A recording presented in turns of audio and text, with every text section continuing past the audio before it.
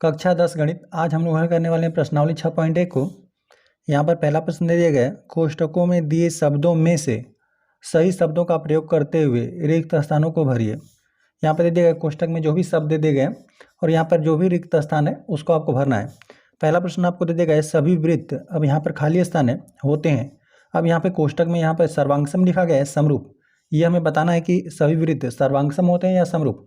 पहले हम लोग इन दोनों शब्दों को समझ लेते हैं अच्छे से, है ना, कि यहाँ पे सर्वांगसम आकृतियाँ क्या होती हैं और समरूप आकृतियाँ क्या होती हैं। यहाँ पर हमने लिख दिया समरूप आकृतियाँ। यहाँ पर हमने दो वृत्त ले लिया। अब दोनों वृत्तों की त्रिज्याएँ अलग अलग हैं। हम मान लेते हैं कि दो यहाँ पर वृत्त हैं और दोनों की त्रिज्याएँ अलग अलग हैं। यहाँ पर हम मान लेते हैं कि यहाँ पर 2 सेंटीमीटर है और यहाँ पर जो हमने त्रिज्या लिया हुआ है यह 3 सेंटीमीटर है। तो इस प्रकार से कोई भी वृत्त रहेंगे ना तो वे आपस में समरूप रहेंगे। समरूप का मतलब है कि देखने में एक जैसे रहेंगे, बस आकृतियाँ क्या रहेंगी, बड़ी छोटी रहेंगी, है ना। बड़ा छोटा या कभी कभी बराबर भी हो सकता है ना। यह देखने में एक ही जैसा रहेगा, बस आकृतियाँ छोटी बड़ी हो सकती हैं, है ना। यहाँ पर समरूप का इस प्रकार से चिन्ह होता है। यहाँ पर दो वृत्तों को तुलना करके हमने देखा, यह दोनों जो वृत्त बने हुए हैं यह दोनों वृत्त आपस में क्या है, समरूप है। चलिए इसी प्रकार से अब बहुभुजों का हम लोग तुलना करते हैं। बहुभुज मतलब यहाँ पे जिसमें कम से कम 3 भुजाओं द्वारा बंद आकृति रहेगी।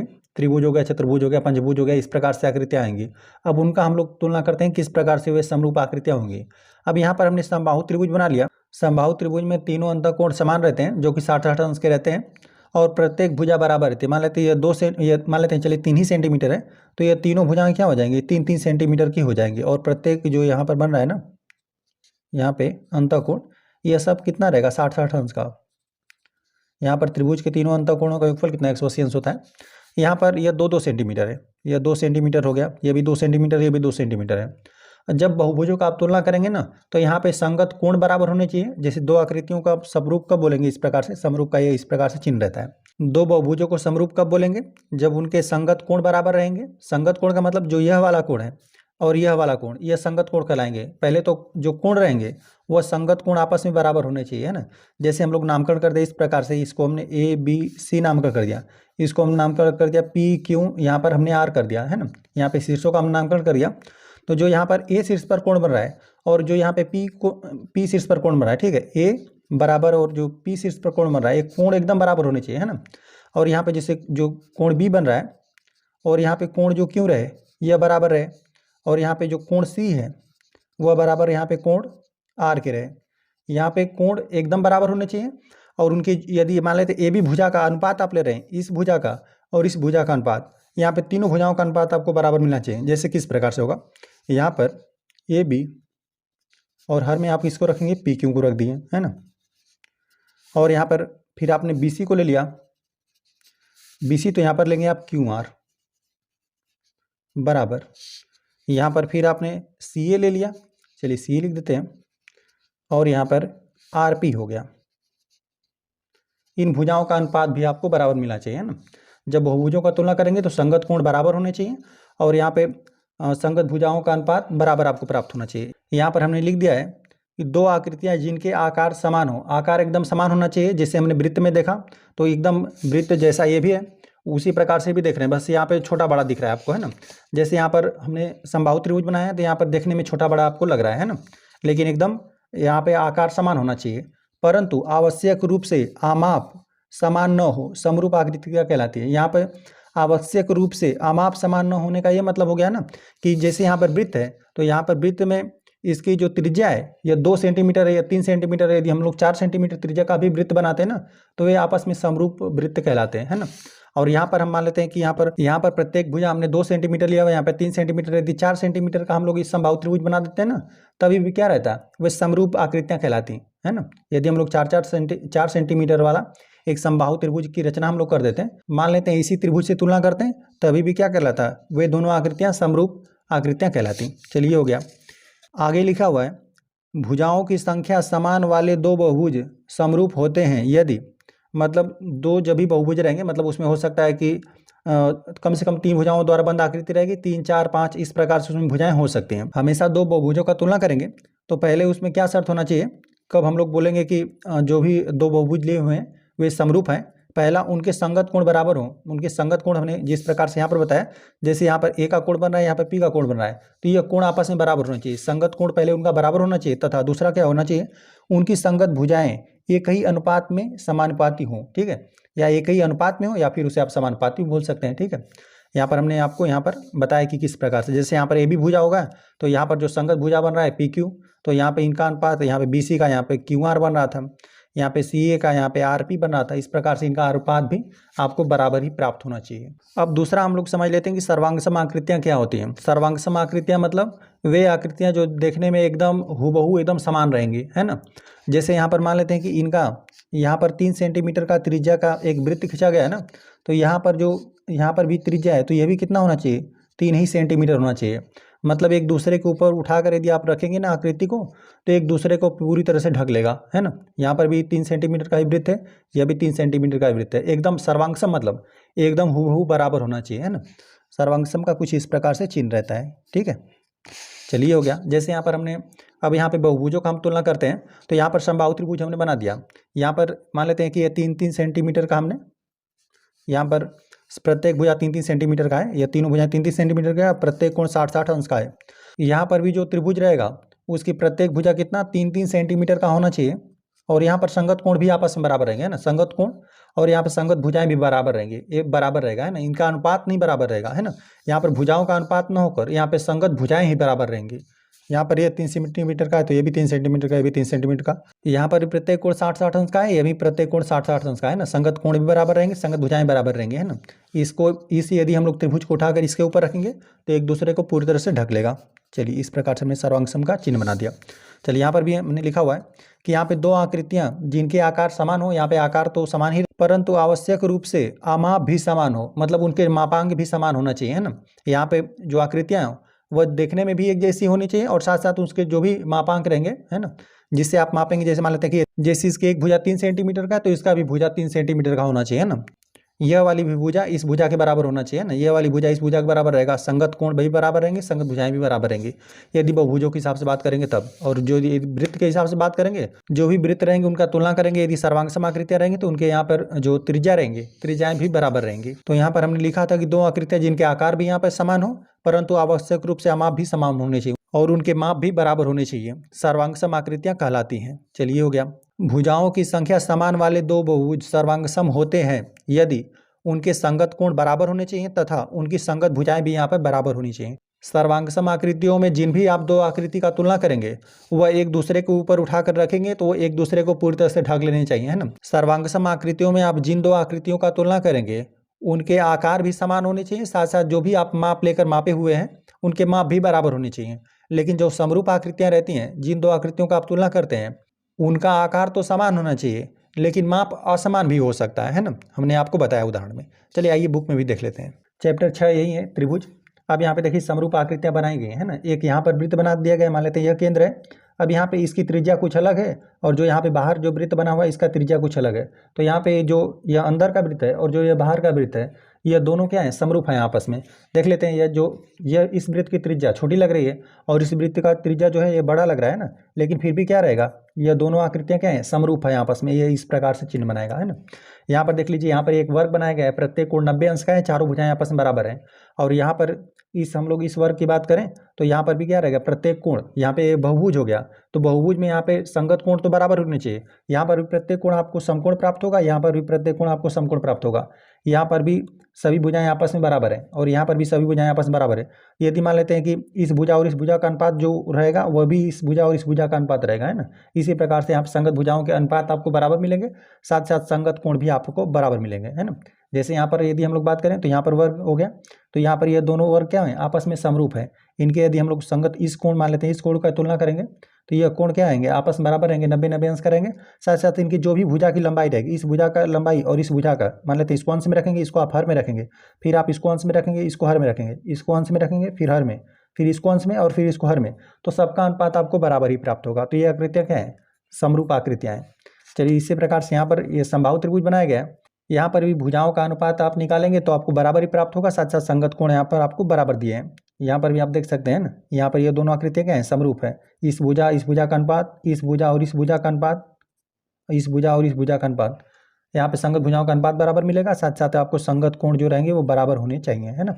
तभी यहाँ पर दो आकृतियों का आप समरूप आकृतियाँ बोल सकते हैं। चलिए ये हो गया। यहाँ पर दो चतुर्भुज बने हुए हैं, चलिए इसको भी हम लोग देख लेते हैं कि ये समरूप हैं कि नहीं। यहाँ पे देख लीजिए, यह कोण इस कोण के, यह संगत कोण है, यह भी 85 अंश, ये भी 85 अंश है ना। तो यह ठीक है।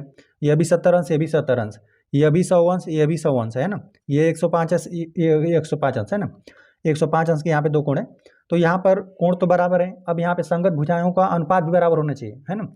अब यहाँ पे देख लीजिए, जो यहाँ पे यह वाली भुजा है, इस भुजा का अनुपात अब देखिए, यहाँ पे यह 2.4 सेंटीमीटर है, यह कितना है 4.8 है। मतलब यहाँ पे 2.4 को अंश में रखेंगे, CD कह लीजिए या DC कह लीजिए। इस भुजा का यहाँ पे यह सार के साथ आप अनुपात निकालेंगे, तो यहाँ पे यह रहेगा अंश में, यह रहेगा हर में, यह 4.8 हो गया।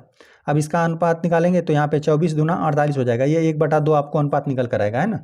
अब इनका यदि अनुपात 1/2 है तो सभी भुजाओं का, यहाँ पे संगत भुजाओं का अनुपात 1/2 होना चाहिए। देखिए किस प्रकार से, यहाँ पर यह 24 का दोगुना कितना होता है, मतलब यहाँ पे 2.4 का दोगुना होता है 4.8। इसी प्रकार से यहाँ पे 2.5 का दोगुना कितना 5 हो गया, है ना। यहाँ पर 2.5 है, 2.5 का दोगुना कितना हो गया 5 हो गया। यहाँ पर 1.5 का दोगुना क्या हो जाएगा 3 हो जाएगा। यहाँ पर इसका दोगुना करेंगे तो यहाँ पे 4.2 होगा, ठीक है। यहाँ पर मतलब इसको हम लोग अंश में और इसको हर में रखेंगे तभी भी 1/2 हमें प्राप्त होगा। इसको अंश में और इसको हर में रखेंगे तभी भी आपको 1/2 मिलेगा। यहाँ पर जो दो चतुर्भुज बने हुए हैं, इनके संगत कोण बराबर है और संगत भुजाओं का अनुपात भी बराबर आपको प्राप्त हो रहा था, है ना। यहाँ पे संगत कोण बराबर और यहाँ पे संगत भुजाएं एक ही अनुपात में है, तो यहाँ पर ये दोनों आकृतियाँ क्या हो गई, समरूप हो गए, है ना। समरूप का चिन्ह रहेगा केवल इस प्रकार से। चलिए यहाँ पर भी देख लीजिए। अब यहाँ पर हम लोग देख रहे हैं कि संगत कोण तो बराबर है, यहाँ पर ये 3 सेंटीमीटर है यहाँ पे सब प्रत्येक भुजा, तो यह तो एक वर्ग हो गया। परंतु यहाँ पर हम लोग देख रहे हैं कि यह 3 सेंटीमीटर, यह 3 सेंटीमीटर, लेकिन यहाँ पे 3.5 सेंटीमीटर, यह 3.5 सेंटीमीटर। यहाँ पर यह बना वर्ग और ये हो गया आपका आयत, तो यहाँ पर आयत रहेगा। तो यहाँ पे यह दोनों आकृतियाँ, यहाँ पे यह समरूप आकृतियाँ नहीं कहलाएंगी। और देख लीजिए यहाँ पर एक तो नियम फॉलो कर रहा है ना कि यहाँ पर संगत कोण बराबर है, इस कोण का यह कोण बराबर है, यह कोण, ठीक है। यहाँ पे संगत कोण 90 अंश के बराबर है, लेकिन यहाँ पे संगत भुजाओं का अनुपात बराबर नहीं होगा, है ना। इस भुजा का और इस भुजा का अनुपात लेंगे तो 1 ज्ञात होगा, और इस भुजा और इस भुजा का अनुपात आप ज्ञात करेंगे तो 3 बटा आपको 3.5 प्राप्त हो रहा है, जो कि यहाँ पे इसके बराबर नहीं होगा। 3/3 यह जो अनुपात है, यहाँ पे 3/3.5 ये अनुपात आपको बराबर प्राप्त नहीं हो रहा है ना। संगत कोण तो बराबर है लेकिन संगत भुजाओं का अनुपात समान नहीं है, तो यहाँ पर ये दोनों आकृतियाँ जो रहेंगी ये यहाँ पे समरूप नहीं होंगी, ठीक है। यहाँ पर जो दो आकृतियाँ बनी हैं, यहाँ पर देख लेते हैं। यहाँ पर 2.1 सेंटीमीटर, यहाँ पे 4.2 सेंटीमीटर प्रत्येक भुजा है ना, प्रत्येक भुजा है, और यहाँ पर 2.1 सेंटीमीटर प्रत्येक भुजा है। मतलब यहाँ पे संगत भुजाओं का अनुपात यह तो समान है, ठीक है। संगत भुजाओं का अनुपात तो आपको बराबर प्राप्त होगा। यहाँ पर 2.1 है, यहाँ पर 4.2 है, इसको अंश में रखेंगे, इसको हर में रखेंगे तो प्रत्येक में आपको 1/2 प्राप्त होगा। संगत भुजाएं एक ही अनुपात में है, समानुपाती हैं, ये कह लीजिए। लेकिन यहाँ पर जो कोण है, यह वाला कोण मान लेते हैं इसी कोण से, यहाँ पे किसी भी कोण से ये बराबर नहीं है, है ना। ये 90 अंश के हैं, ये यहाँ पर ये 90 अंश से अधिक का कोण है, ये 90 अंश से कम है, ये 90 अंश से अधिक है, ये 90 अंश से कम है ना। कोण आपस में बराबर, जो कोण रहेगा वो हमेशा एकदम बराबर होना चाहिए। तो यहाँ पर जो दो आकृतियाँ हैं ये समरूप आकृतियाँ नहीं हैं। चलिए अब आ जाते हैं हम लोग अपने प्रश्नावली के प्रश्नों पे। प्रश्न में हमें यही पूछा था कि कोष्टकों में दिए शब्दों में से सही शब्दों का प्रयोग करते हुए रिक्त स्थानों को भरिए। यहाँ पे रिक्त स्थानों में भरना था। यहाँ पे दे दिया गया था ना कि सभी वृत्त की बात करेंगे तो यहाँ पर क्या हो जाएगा, समरूप होगा। मान लेते हैं एक हमने 2 सेंटीमीटर का वृत्त बना दिया, एक यहाँ पे 3 सेंटीमीटर का हमने वृत्त बना दिया, तो ये आपस में क्या होंगे, समरूप होगा, है ना। बार बार यहाँ पे सर्वांगसम नहीं होगा। सर्वांगसम कब होगा, जब यहाँ पर भी हम लोग 3 सेंटीमीटर का वृत्त लेंगे, यहाँ पर भी 3 सेंटीमीटर का लेंगे, तो केवल एक ही बार में ऐसा हो सकता है कि आपने त्रिज्याएं बराबर ले ली हो, है ना। लेकिन ये बार बार सही नहीं होगा, है ना। लेकिन सर्वांगसम जो सभी वृत्त रहेंगे वो बार बार क्या रहेंगे, समरूप रहेंगे। आप 2 सेंटीमीटर का भी खींच सकते हैं त्रिज्या का, 3 सेंटीमीटर, 4 सेंटीमीटर, 5 सेंटीमीटर का भी खींचेंगे, तो जिन भी वृत्तों के साथ आप तुलना करेंगे तो ये आपस में क्या होंगे, यहाँ पे समरूप होगा। तो यहाँ पे समरूप भरा जाएगा। जो पहला प्रश्न है यहाँ पर हमें समरूप भर देना है। आ जाते हैं हम सेकेंड प्रश्न पे। सेकेंड में हमें प्रश्न दे दिया गया है ना कि सभी वर्ग होते हैं, तो यहाँ पर सर्वांगसम बराबर तो नहीं हो सकते हैं ना। आप जो वर्ग रहेगा उसे आप बड़ा छोटा लंबाई का आप बना सकते हैं ना। तो यहाँ पे सभी क्या रह जाएगा, यहाँ पे सभी हो जाएगा यहाँ पे समरूप, जिसमें आप वर्ग का प्रत्येक भुजा आप 3 सेंटीमीटर 4 सेंटीमीटर आपको जितना अच्छा हो उतना ले सकते हैं ना। तो यहाँ पे प्रत्येक कोण 90 अंश का रहेगा और संगत भुजाएं एक ही अनुपात में रहेंगी। सेकेंड में यहाँ पे समरूप भरा जाएगा। थर्ड वाले प्रश्न में क्या भरा जाएगा, यहाँ पे सभी त्रिभुज समरूप होते हैं। यहाँ पर समद्विबाहु जिनकी यदि 2 भुजाएं बराबर हो और समबाहु त्रिभुज मतलब यहाँ पे तीनों भुजाएं बराबर हो। तो यहाँ पर सही उत्तर ये हो जाएगा समबाहु त्रिभुज। जो भी समबाहु त्रिभुज रहेगा जिसमें यहाँ पर तीनों भुजाएं आपस में बराबर रहेंगी, है ना, और यहाँ पे तीनों कोण 60-60 अंश के रहेंगे, तो यहाँ पर सभी त्रिभुज समरूप होते हैं। यहाँ पे यह समबाहु त्रिभुज का होता है ना, तो यहाँ पर समबाहु हम लोग भर देंगे। चलिए चौथा में हम लोग क्या भरना पड़ेगा, यहाँ पे भुजाओं की समान संख्या वाले दो बहुभुज समरूप होते हैं यदि उनके संगत कोण, जो कोण रहेगा वो हमेशा एकदम बराबर होना चाहिए, है ना, कोण संगत कोण बराबर हो, और यहाँ पे संगत भुजाएं यहाँ पे समानुपाती हो, यहाँ पर समानुपाती भरेंगे, है ना। तो यहाँ पे चौथे वाले प्रश्न में आपको फर्स्ट के लिए यहाँ पर बराबर भरना है और सेकेंड के लिए यहाँ पे समानुपाती भरना है ना। चलिए इसको हम लोग नोट करते हैं। सेकेंड वाले प्रश्न में यहाँ पे समबाहु त्रिभुज भरा जाएगा, और इसको हम एक बार समझा देते हैं किस प्रकार से होगा। मान लेते हैं यदि समद्विबाहु त्रिभुज की बात करेंगे ना, तो समद्विबाहु त्रिभुज का सिंपल डेफिनेशन है कि यहाँ पर केवल दो भुजाएं आपस में बराबर होनी चाहिए, है ना। यहाँ पे जो भी दो भुजाएं बराबर रहती है, मान लेते हैं ये वाली भुजा इस वाली भुजा के बराबर है तो इनके सामने वाले कोण भी बराबर रहते हैं। मान लेते हैं ये वाली भुजा इस वाली भुजा के बराबर है तो इनके सामने कोण भी बराबर रहते हैं। मान लेते हैं कि ये 50 अंश का है ना, और ये भी हो गया 50 अंश का, तो 50-50 100 हो गया, तो यहाँ पर ये हो जाएगा 80 अंश का कोण, है ना। अब यहाँ पर एक और हम लोग यहाँ पे ये हम बना रहे हैं समद्विबाहु ये त्रिभुज है, ठीक है। अब यहाँ पर हम लोग कुछ अलग माप का बना देते हैं। यहाँ पे जो यहाँ पे दूसरा है, यहाँ पर अभी हम लोग भुजाओं का नहीं केवल कोणों की चर्चा कर रहे हैं फिलहाल में, है ना। मान लेते हैं ये वाली भुजा और ये वाली भुजा आपस में बराबर है। अब यहाँ पर कोण हम कुछ और बना देते हैं। यहाँ पे 65 हमने बना दिया, यहाँ पर भी 65 अंश हमने बना दिया, दो कोण यहाँ पर हमने बराबर कर दिए।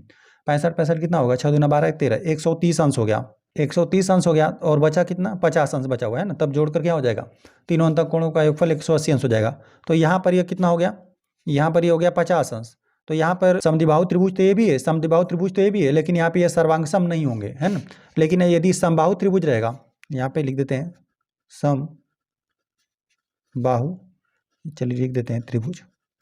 अब समबाहु त्रिभुज हो गया तो आप कितना हो माप का बनाएंगे। मान लेते हैं यहाँ पर आप 3-3 सेंटीमीटर का लंबाई का बना दिए, 3 सेंटीमीटर हो गया, तो यह भी भुजा 3 सेंटीमीटर रहेगा और यह भी भुजा 3 सेंटीमीटर रहेगा। प्रत्येक कोण 60-60 अंश का रहेगा, है ना।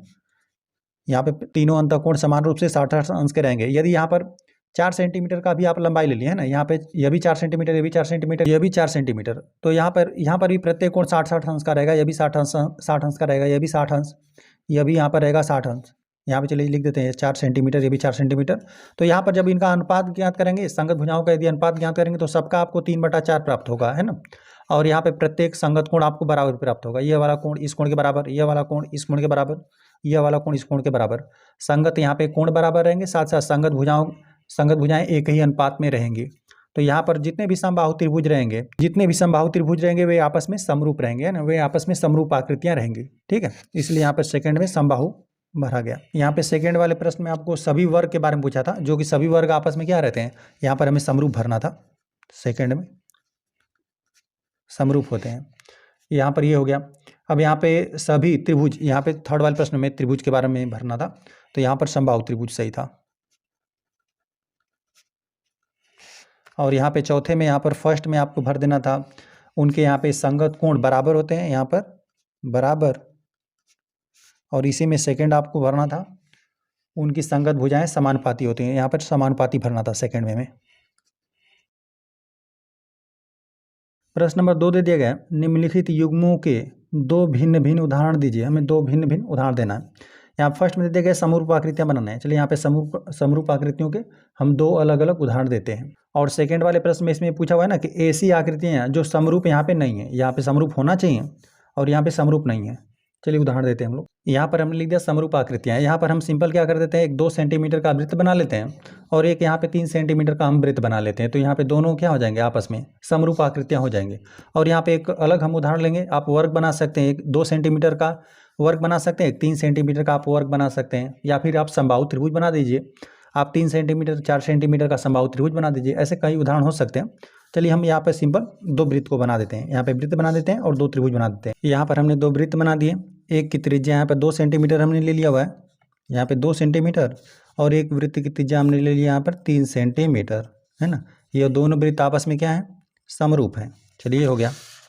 और यहाँ पर हमने समबाहु त्रिभुज बना दिया। यहाँ पे प्रत्येक भुजा 2-2 सेंटीमीटर की है और प्रत्येक कोण की बात करेंगे तो यहाँ पे 60-60 अंश का हो जाएगा। समबाहु त्रिभुज यही होता है, यहाँ पे तीनों भुजाएं आपस में बराबर रहती हैं, तीनों कोण भी आपस में बराबर रहते हैं, तीनों कोण 60-60 अंश के रहते हैं। भुजाओं की लंबाई कोई और भी हो सकता है, जो भी भुजा की लंबाई रहे तीनों भुजाएं आपस में बराबर होनी चाहिए और प्रत्येक कोण 60-60 अंश का रहेगा।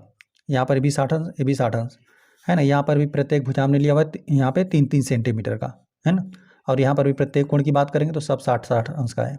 चलिए ये हो गया। तो यहाँ पर जो हमने समबाहु त्रिभुज बनाए हैं दो, ये आपस में क्या है, यहाँ पे समरूप है। जितनी भी लंबाई की प्रत्येक भुजा रहेगी, इस प्रकार से जो भी आप समरूप बनाएंगे है ना, उनकी लंबाई कुछ भिन्न भी हो सकता है, तो ये सभी आपस में क्या रहेंगे, समरूप आकृतियां कहलाएंगे है ना। तो इस प्रकार से हमने 2 उदाहरण बना दिया। सेकंड में हम लोग को ऐसी आकृतियां बनानी है जो समरूप नहीं रहे। आकृतियां तो हम लोग बनाए लेकिन यहाँ पे समरूप नहीं होना चाहिए, तो हम लोग क्या कर देते हैं, यहाँ पे चतुर्भुज हम बना देते हैं है ना। मान लेते हैं एक त्रिभुज हम बना देते हैं जिसमें यहाँ पर भुजाएं, जो संगत भुजाएं रहेंगी वह एक ही अनुपात में नहीं रहेंगी या फिर कोण उनके असमान कर देंगे है ना। इस प्रकार से हम 2 उदाहरण बनाकर आपको दिखाते हैं। यहाँ पर 2 हमने त्रिभुज बना दिया, यहाँ पर 3 सेंटीमीटर, 4 सेंटीमीटर, यहाँ पे 3.2 सेंटीमीटर हमने लिया और यहाँ पर लंबाई यहाँ पे प्रत्येक का 4-4 सेंटीमीटर ले लिया। अब यहाँ पर यदि हम लोग ना यहाँ पे संगत, आप चाहें तो संगत कोणों को असमान करके भी आप दिखा सकते हैं, या फिर यहाँ पे सभी भुजाएं एक ही अनुपात में होनी चाहिए, इसको भी आप असमान करके दिखा सकते हैं ना। तो यहाँ पे हमने भुजाओं का इशारा लिया हुआ है। यहाँ पे संगत भुजाएं एक ही अनुपात में नहीं है। मान लेते हैं यह वाली भुजा और इस भुजा का अनुपात आप ज्ञात करेंगे, 3/4 ज्ञात होगा। यहाँ पर कुछ और मिलेगा, यहाँ पे 4/4 करेंगे तो आपको 1 मिलेगा। तो यहाँ पे संगत भुजाएं एक ही अनुपात में नहीं है ना। तो यहाँ पर यह जो दोनों त्रिभुज बने हुए हैं, यह दोनों त्रिभुज समरूप नहीं है, ठीक है। ये इस प्रकार से हो जाएगा। आप चाहें तो कोणों को असमान करके भी दिखा सकते हैं। यहाँ पर हमने एक वर्ग बना दिया है, यहाँ पर प्रत्येक कोण 90 अंश है और यहाँ पे प्रत्येक भुजा 3-3 सेंटीमीटर है। यहाँ पर प्रत्येक कोण तो समकोण है, लेकिन यहाँ पे देख रहे हैं 3 सेंटीमीटर, यहाँ पे 3 सेंटीमीटर, यहाँ पे 4 सेंटीमीटर, ये भी 4 सेंटीमीटर हो गया। तो यहाँ पे एक वर्ग है, एक आयत है ना। अब यहाँ पर यदि हम लोग इसका अनुपात ज्ञात करें तो यह 3/4 होगा, इस भुजा और इस भुजा का अनुपात है ना। इस भुजा का 3 सेंटीमीटर, यहाँ पर 3/4 हो जाएगा और यहाँ पर करेंगे 3/3 आ जाएगा है ना, जो कि 1 आपको प्राप्त होने लगेगा। तो यहाँ पे संगत भुजाएं यहाँ पर भी एक ही अनुपात में नहीं है ना, संगत भुजाएं अनुपात में नहीं है। यहाँ पे संगत कोण बराबर है लेकिन संगत भुजाएं एक ही अनुपात में नहीं है। आप चाहें तो कोणों को भी असमान करके आप दिखा सकते हैं ना। अब यहाँ पर इस वर्ग आयत बना दिए, आप चतुर्भुज बना देते हैं ना किसी लंबाई चौड़ाई का, ठीक है। तभी भी आपको क्या हो जाता, असमान ही प्राप्त होता, मतलब आकृतियाँ असमान हो जाती तो आपको समरूप आकृतियाँ नहीं मिलता है ना। तो यहाँ पर हमने 2 उदाहरण दे दिया, जो कि जो यह दोनों आकृतियाँ हैं ये आपस में समरूप नहीं, यहाँ पर ये आपस में समरूप नहीं है क्योंकि यहाँ पर संगत भुजाएं एक ही अनुपात में नहीं है। प्रश्न नंबर 3 दे दिया गया है, बताइए कि निम्नलिखित चतुर्भुज समरूप है या नहीं। तो हमें पता है कि समरूप होने के लिए यहाँ पे संगत कोण बराबर होने चाहिए, साथ साथ संगत भुजाएं एक ही अनुपात में होनी चाहिए। तो यहाँ पर यदि हम लोग भुजाओं का अनुपात ज्ञात करेंगे ना, तो भुजाएं तो देख रहे हैं कि यहाँ पर इस भुजा और इस भुजा का आप अनुपात ज्ञात करेंगे तो यहाँ पे मतलब 1.5 है और यहाँ पे 3 है, मतलब 1/2 ज्ञात होगा। यहाँ पर भी ज्ञात करेंगे तो 1/2 प्राप्त होगा, यहाँ पर भी 1/2 और यहाँ पर भी 1/2 आपको प्राप्त होगा। यहाँ पर सेकेंड कंडीशन तो संतुष्ट करा है ना, कोई भी 2 आकृतियाँ रहेंगी, मतलब 2 बहुभुज रहेंगे, यदि आपको उन्हें समरूप दिखाना है तो यहाँ पे पहले तो संगत कोण बराबर होना चाहिए और यहाँ पे जो संगत भुजाएं एक ही अनुपात में होनी चाहिए। तो यहाँ पे संगत भुजाएं तो एक ही अनुपात में है, परंतु यहाँ पे संगत कोण बराबर नहीं है। यहाँ पर जो कोण है ये 90 अंश से अधिक है, परंतु यहाँ पर जो देख रहे हैं यह एक वर्ग है, यहाँ पे चारों भुजाएं बराबर हैं और प्रत्येक कोण समकोण है। तो यहाँ पर 90 अंश से अधिक है, यह 90 अंश के बराबर है। तो यहाँ पर कोण देख रहे हैं संगत कोण बराबर नहीं है, यहाँ पर यह 90 अंश से, और यहाँ पर जो कोण है ये देख रहे हैं कि 90 अंश से कम है और यहाँ पर 90 अंश के बराबर है। तो यहाँ पर जो संगत कोण बराबर नहीं हो रहा है ना। यदि लिखना रहेगा तो आप लिख दीजिएगा कि यहाँ पर संगत कोण, जो भी 2 चतुर्भुज दे दिए गए हैं इनके संगत कोण बराबर नहीं है ना। इसलिए क्या हो जाएगा, यहाँ पर हमें सिंपल पूछा हुआ है कि यहाँ पे जो चतुर्भुज है ये समरूप है या नहीं, तो यहाँ पे नहीं होगा। क्यों नहीं है, कारण यही है कि यहाँ पे जो संगत कोण है ये बराबर है ही नहीं है ना। तो यहाँ पे जो दोनों आकृतियाँ बनी है ये आपस में समरूप नहीं है। तो चलिए हम लोग लिख देते हैं नहीं, यहाँ पर हम सिंपल नोट कर देते हैं नहीं। इस प्रश्नावली के सभी प्रश्न हल हो गए। वीडियो पसंद आए तो वीडियो को लाइक कर दीजिए, यदि चैनल पर नए हैं तो कृपया चैनल को सब्सक्राइब कर दीजिए।